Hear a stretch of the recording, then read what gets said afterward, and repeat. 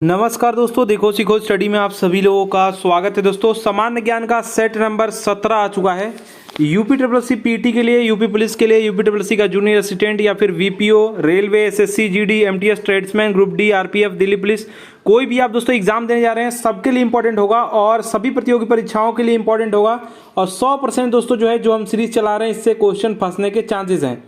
तो सबसे पहला नंबर जो क्वेश्चन है, निम्न में से प्राकृतिक बंदरगाह है। जो ऑप्शंस दिए हैं इनमें से दोस्तों प्राकृतिक बंदरगाह कौन सा है?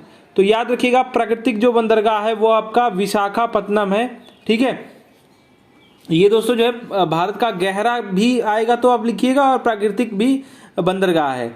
अगर बात किया जाए यह बंदरगाह दोस्तों कहाँ है, ये आंध्र प्रदेश की बंगाल की खाड़ी के दोस्तों तट पर है। किसके? आंध्र प्रदेश के दोस्तों बंगाल की खाड़ी के तट पर है। चेन्नई में अगर बात किया जाए तो कृत्रिम बंदरगाह है। ये क्या है? कृत्रिम है। चेन्नई में जो है वो क्या है? कृत्रिम और प्राचीनतम बंदरगाहों में से एक है। कोचीन में दोस्तों जो बंदरगाह है वो पश्चिमी तट के केरल में स्थित है। ठीक है, और जो यहाँ ऑप्शन नंबर आपका जो है बी में दिया है तूतीकोरिन, ये तूतीकोरिन दोस्तों जो बंदरगाह है वो पूर्वी तट पे अवस्थित है, तमिलनाडु राज्य में ये है। और तूतीकोरिन बंदरगाह मन्नार की खाड़ी में ये अवस्थित है। चलिए नेक्स्ट बात करेंगे, भारत की प्रमाणिक मध्यायन दोस्तों रेखा कौन सी है?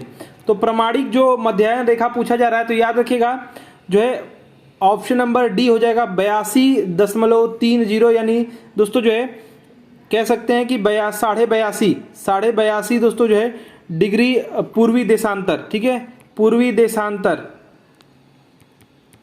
तो यहां पर आपका right answer option number D हो जाएगा। ठीक है, यह जो देशांतर रेखा वो इलाहाबाद के निकट नैनी से होकर के गुजरती है। कहाँ से? इलाहाबाद के निकट में है, प्रयागराज के निकट में है। कौन सा? नैनी। ठीक है, नैनी से होकर के दोस्तों ये रेखा गुजरती है। यह मानक रेखा ग्रीनविच के समय 5.5 घंटा आगे है। ग्रीनविच के समय से 5.5 घंटा दोस्तों आगे है।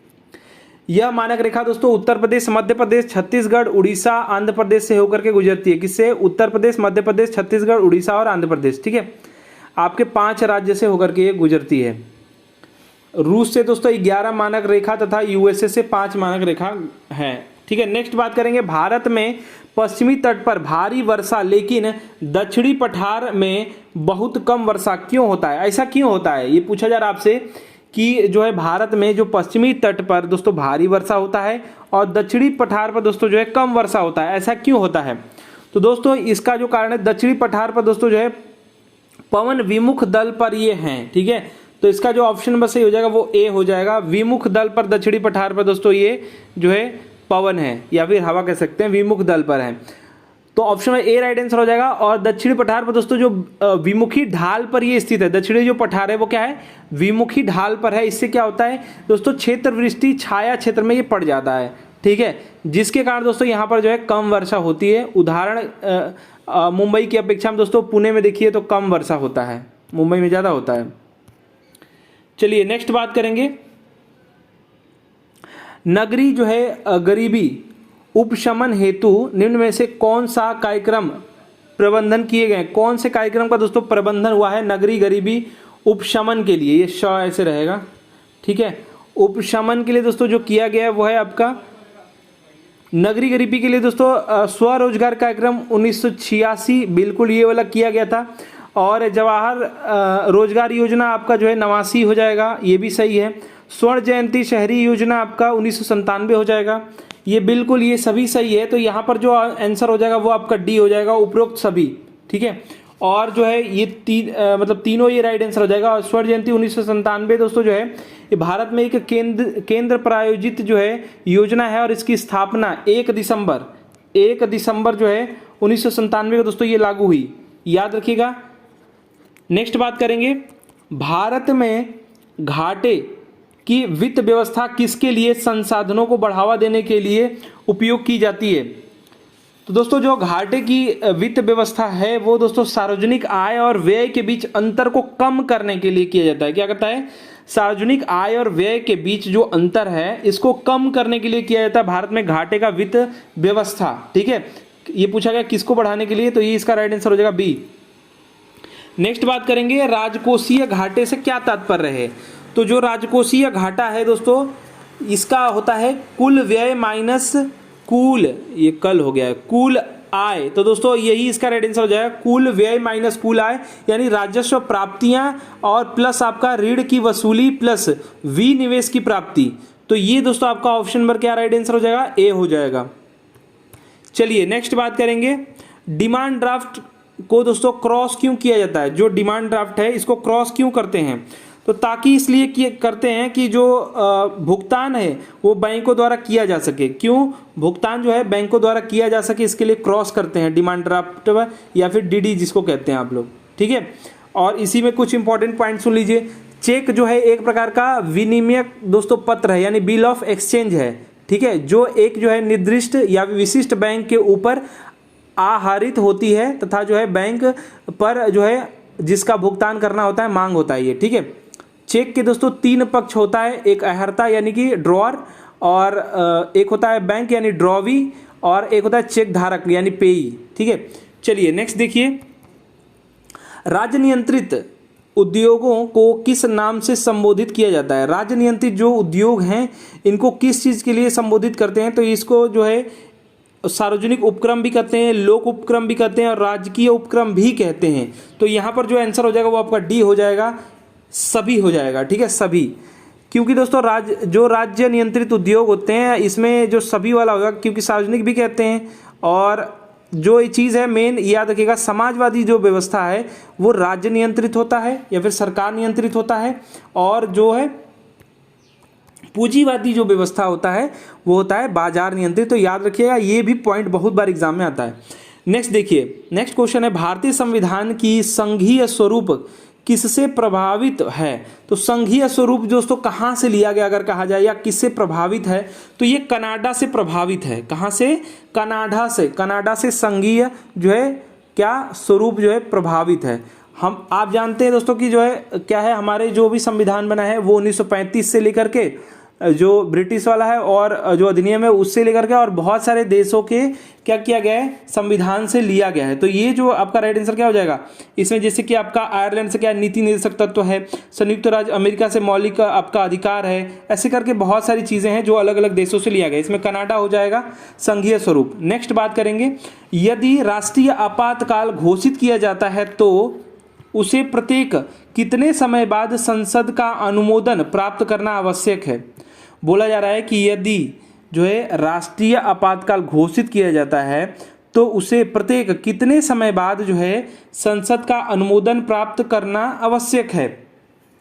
तो 6 माह, याद रखिएगा 6 महीने के बाद दोस्तों जो है क्या है, अनुमोदन चाहिए किसका, संसद का। याद रखिएगा जो है जब राष्ट्रीय आपातकाल घोषित किया जाएगा अनुमोदन चाहिए उसको 6 महीना बाद जो है संसद का आवश्यक होता है, जरूरी है। अगर भारतीय संविधान का भाग 18 और अनुच्छेद भाग 18 की बात किया जाए, अनुच्छेद जो है वो आपका है 352, और जानते हैं इसके बाद दोस्तों 356 है और वित्तीय वाला 360 है। तो ये तीनों आप याद रखिएगा, तीनों एग्जाम में आता है, ठीक है। इसके अंतर्गत दोस्तों जो है राष्ट्रीय आपातकाल का उपबंध किया गया है, ठीक है।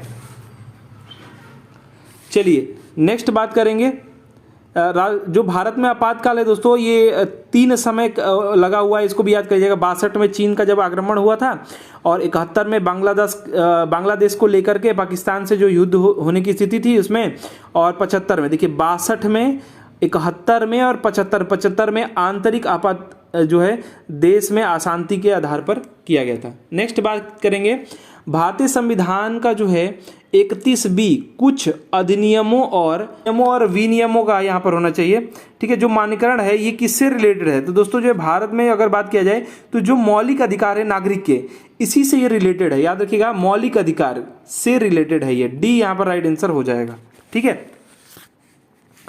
यह अनुच्छेद देश को दोस्तों समाज के हित में किसी कार्य के लिए जमीन की जरूरत पड़ने पर जमीन के मालिक से उक्त जमीन एक्वायर करने का अधिकार देता है, ठीक है। अगर कभी जरूरत पड़ रही है तो जमीन के मालिक से एक्वायर करने का दोस्तों ये अधिकार देता है देश के विकास के लिए, जैसे कि जानते हैं आप, ठीक है। संविधान में इस अनुच्छेद में संशोधन करके पंडित जवाहरलाल नेहरू द्वारा दोस्तों ये लाया गया था, याद रखिएगा। तो डी वहां पर राइट आंसर हो जाएगा। नेक्स्ट बात करेंगे, संविधान का कौन सा अनुच्छेद दोष सिद्ध के संबंध में अभियुक्त को दोहरी दंड एवं स्व अभिशंसन से संरक्षण प्रदान करती है। तो कौन सा ये अनुच्छेद करता है? तो याद रखिएगा अनुच्छेद नंबर 20 करता है। अनुच्छेद नंबर 20 दोस्तों जो है दोष सिद्धि के संबंध में अभियुक्तों को दोहरे दंड एवं जो है स्व अभिशंसन से दोस्तों जो है संरक्षण प्रदान करता है। और इसको जो है 3 खंड है, प्रत्येक खंड में अपराध के लिए दोस्तों दोष सिद्धि के संबंध में जो है संरक्षण प्रदान करता है। ठीक है, अनुच्छेद नंबर आपका 20 राइट आंसर हो जाएगा। 19 भी याद रखिएगा, वाक्य अभिव्यक्ति की स्वतंत्रता है, साथ ही साथ दोस्तों जो है प्रेस की स्वतंत्रता है, ये सब 19 से रिलेटेड है। नेक्स्ट बात करेंगे, संसद और राज्य विधानमंडलों के चुनाव के संबंध में चुनाव याचिका किसके सामने दायर की जाती है? चुनाव याचिका दोस्तों किसके सामने दायर किया जाता है? तो याद रखिएगा जो है संसद और राज्य विधानमंडलों के चुनाव के संबंध में चुनाव याचिका दोस्तों निर्वाचन आयोग, किसके यहाँ? निर्वाचन आयोग के सामने दोस्तों दायर की जाती है। और संविधान का अनुच्छेद 324 बहुत बार आता है, ध्यान दीजिएगा, 324 से लेकर के 329 के क में दोस्तों क्या है? निर्वाचन आयोग के से रिलेटेड चीजें हैं। अगर इसके गठन की बात करेंगे तो 324 आएगा। ठीक है, याद रखिएगा 324 बहुत ही इंपॉर्टेंट है। निर्वाचन आयोग ही दोस्तों जो है राजनीतिक पार्टी को जो है क्या करता है? मान्यता प्रदान करता है, और जो दल हैं उनको जो है उनके पार्टी का चिन्ह जो है उपलब्ध कराता है। नेक्स्ट बात करेंगे, ध्यान दीजिएगा क्वेश्चन में थोड़ा सा मिस्टेक है, मैं फिर से लिख दे रहा हूं और पढ़ ले रहा हूं। यहाँ पर देखिए, यदि कॉर्क, यहाँ पे कॉर्क है, कॉर्क और पत्थर के टुकड़े को एक साथ बांधकर जल में तोला जाए, तोला जा रहा है, जल में तोला जाए तो दोनों ही सम्मिलित तोल पत्थर के टुकड़े की जल में तोल से क्या होगा? मतलब पूछा जा रहा है कि जो है क्या होगा, जो पत्थर का टुकड़ा है और जो है जो कॉर्क है, तो अगर यदि कॉर्क को दोस्तों तोला जाएगा तो क्या होगा? कम होगी दोस्तों। ठीक है, यहाँ पर क्या बोला जा रहा है कि यदि कॉर्क और पत्थर के जो है एक साथ अगर बांध करके जल में इनको तोला जाएगा तो दोनों की जो सम्मिलित तोल होगी, पत्थर के टुकड़े की जल में दोस्तों जो है तोल कम होगी, पत्थर के टुकड़े की जो होगी वो दोस्तों जल में कम होगी। कॉर्क का घनत्व दोस्तों पत्थर के घनत्व से कम होता है। ठीक है, और दोस्तों जो है जब पत्थर और कॉर्क एक साथ पानी में डुबाए जाएंगे तो उस पर लगने वाला जो उत्प्लावन बल है वो अधिक होगा, जिसके कारण दोस्तों तोल जो है कम हो जाएगा। ठीक है, नेक्स्ट बात करेंगे, डीएनए में क्या पाया जाता है? तो डीएनए में दोस्तों जो है पेंटोज शर्करा पाया जाता है, पेंटोज शर्करा। ठीक है, यहाँ पर राइट आंसर क्या हो जाएगा? बी हो जाएगा। याद रखिएगा पेंटोज शर्करा डीएनए में पाया जाता है। केंद्रक के अंदर गाढ़ा अर्ध तरल जो है द्रव्य भरा होता है, जो केंद्रक द्रव्य कहलाता है, ये भी याद रखेंगे। कुछ इंपॉर्टेंट पॉइंट्स और हैं, केंद्रक जो द्रव्य है ये महीन धागों की जाल जैसी जो उसमें रचना पाई जाती है उसको क्या कहते हैं? याद रखिएगा, ये बहुत बार ये भी एग्जाम में पूछ लिया जाता है, क्रोमेंटीन कहते हैं, क्रोमेंटीन जालिका, क्रोमेंटीन जालिका कहते हैं। ठीक है, और डीएनए का फुल फॉर्म भी आप याद रखेंगे, डीऑक्सी राइबोन्यूक्लिक अम्ल। ठीक है, डीऑक्सी राइबोन्यूक्लिक अम्ल दोस्तों कहते हैं, न्यूक्लिक अम्ल। ठीक है, तो इसको याद रखिएगा। चलिए नेक्स्ट क्वेश्चन देखते हैं। नेक्स्ट क्वेश्चन है, अंतःकोशिकीय पाचन से संबंधित कोशिकीय संरचना कौन है? अंतःकोशिकीय पाचन से संबंधित संरचना इनमें से कौन सा है? तो इसका जो राइट आंसर लाइसोसोम हो जाएगा। जो संरचना है अंतःकोशिकीय पाचन संबंधित वो है लाइसोसोम। इसका जो सबसे प्रमुख बाहरी जो पदार्थ का दोस्तों भक्षण का पाचन ये करना है, इसका जो कार्य है वो क्या है? बाहरी पदार्थों का भक्षण तथा उसका पाचन करना क्या है? लाइसोसोम का कार्य है। लाइसोसोम में दोस्तों जो हाइड्रोलाइटिक एंजाइम पाए जाते हैं, इसे दोस्तों आत्मघाती थैली भी कहते हैं। ये बहुत ही इंपॉर्टेंट क्वेश्चन है, याद रखिएगा, आत्मघाती थैली, आत्मघाती थैली भी कहा जाता है। ठीक है, लाइसोसोम को। नेक्स्ट बात करेंगे, जो हार्मोन ऋतु के अनुसार प्रजनन करने वाले प्राणियों के नरों के गौण लैंगिक लक्षण उत्पन्न करता है वो क्या कहलाता है? यहां पर बात हो रही है हार्मोन्स को दोस्तों क्या होता है कि प्राणियों के नरों में इनके गौण लैंगिक जो है ऋतु के अनुसार लक्षण उत्पन्न करता है, उनको क्या कहते हैं? तो याद रखिएगा इस हार्मोन को दोस्तों कहते हैं आपका टेस्टोस्टेरोन टेस्टोस्टेरोन, ठीक है, टेस्टोस्टेरोन कहते हैं, इसका राइट आंसर क्या हो जाएगा, सी हो जाएगा, ठीक है, टेस्टोस्टेरोन दोस्तों इसको कहते हैं, राइट आंसर इसका सी हो जाएगा। ये क्या करता है, ये दोस्तों जो है पुरुषोचित लैंगिक जो है लक्षणों में परिवर्तन और जो है यौन आचरण को प्रेरित करता है। याद रखिएगा, इसकी कमी से भी बहुत सारी चीज़ें होती हैं, ठीक है। चलिए नेक्स्ट बात करेंगे। 20 मई 2023 को केंद्रीय सतर्कता आयुक्त यानी सीवीसी, दोस्तों शपथ किसने लिया है सीवीसी का, यानी दोस्तों यहाँ पर जो है आपसे क्वेश्चन पूछा जा रहा है कि सीवीसी अभी जो है करंट में कौन बने हैं। तो करंट में दोस्तों सीवीसी आपके बने हैं प्रवीण कुमार श्रीवास्तव। कौन बना है, प्रवीण कुमार श्रीवास्तव जी बने हैं। ऑप्शन नंबर यहाँ पर जो है बी राइट आंसर हो जाएगा। सीवीसी कौन बने हैं, प्रवीण कुमार श्रीवास्तव जी। कब, 20 मई 2023 को केंद्रीय सतर्कता आयुक्त के जो है आयुक्त नियुक्त हुए हैं। नेक्स्ट बात करेंगे G20 टूरिज्म वर्किंग ग्रुप, ठीक है, की बैठक भारत की अध्यक्षता में कहाँ आयोजित हुई। तो ये जो है G20 की जो हुई है बैठक, ये कहाँ आयोजित हुई है, ये आपसे पूछा जा रहा है। ये दोस्तों आपका इसका जो आयोजन हुआ है ये आपका श्रीनगर में हुआ है, आयोजित हुई है कहाँ पर, श्रीनगर में, ठीक है, याद रखिएगा। और दोस्तों जो है 22, समय याद रखिएगा, 22 से 24 मई 2023, ठीक है, तक दोस्तों ये आयोजन हुआ। और G20 दोस्तों का गठन याद रखिएगा, G20 का जो गठन है वो 1999 में हुआ है। नेक्स्ट बात करेंगे, मार्च 2023 में नेपाल के नए जो है राष्ट्रपति कौन बने हैं। मार्च 2023 में दोस्तों जो है रामचंद्र पौडेल दोस्तों जो है ये बने हैं, क्या बने हैं, नेपाल के नए राष्ट्रपति बने हैं। याद रखिएगा, रामचंद्र पौडेल दोस्तों जो है बने हैं। और किसको हरा करके, याद रखिएगा, सुभाष चंद्र नेम्बांग को दोस्तों हरा करके राष्ट्रपति चुनाव इन्होंने जीता है। तो ए यहाँ पर राइट आंसर हो जाएगा। नेक्स्ट बात करेंगे, फरवरी 2023 में महिला टी20 विश्व कप का खिताब किस देश ने जीता। फरवरी 2023 में टी20 का जो खिताब जीता है वो ऑस्ट्रेलिया ने जीता है, यानी ऑप्शन नंबर जो है डी राइट आंसर हो जाएगा। ऑस्ट्रेलिया ने जीता। किसको हराया, दक्षिण अफ्रीका को हराया। किसको, दक्षिण अफ्रीका को हराया दोस्तों। महिला टीम जो ऑस्ट्रेलिया की है दोस्तों छठवीं बार दोस्तों ये खिताब जीत रही है। याद रखिएगा, छठवीं बार दोस्तों ये खिताब जीत रही है। नेक्स्ट बात करेंगे, क्रिकेट के तीनों प्रारूपों में शतक लगाने वाले भारत के पहले कप्तान कौन बने हैं। भारत के पहले कप्तान कौन बने हैं, तीनों रूपों में जो है लगाने वाले, वो हैं दोस्तों रोहित शर्मा। कौन है, रोहित शर्मा। बी यहाँ पर राइट आंसर हो जाएगा।